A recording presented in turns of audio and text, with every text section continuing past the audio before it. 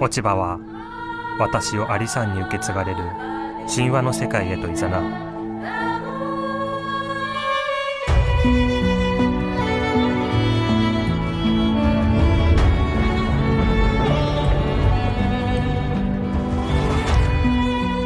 相続の人は言う。神様が大きな木を揺るがした。もみじの葉と実が人となり、相続の祖先となった。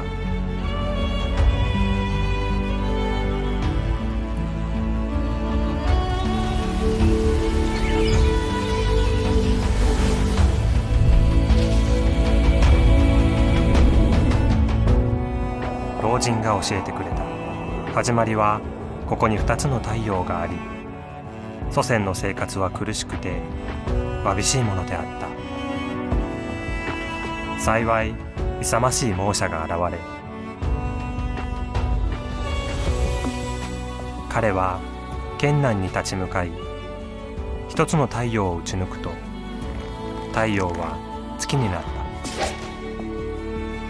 それ以来昼と夜が生まれた。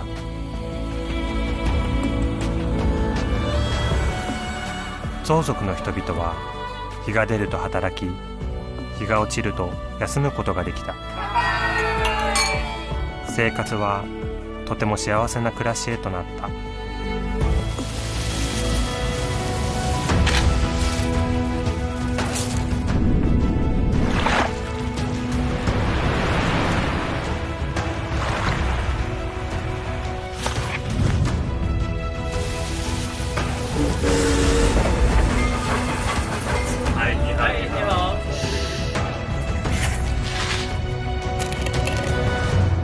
いくつの月日が経ち、順風な生活に大きな変化が起きた。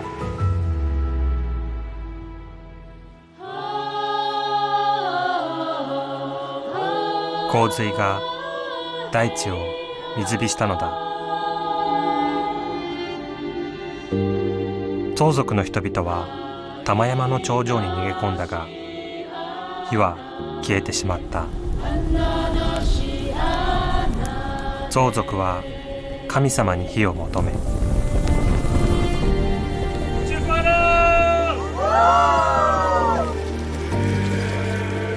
神様も火求めの式典を与えた。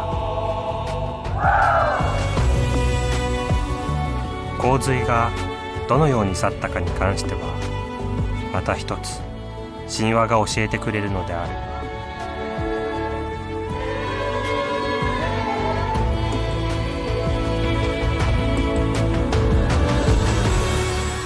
神話、冒険との会話が始まる。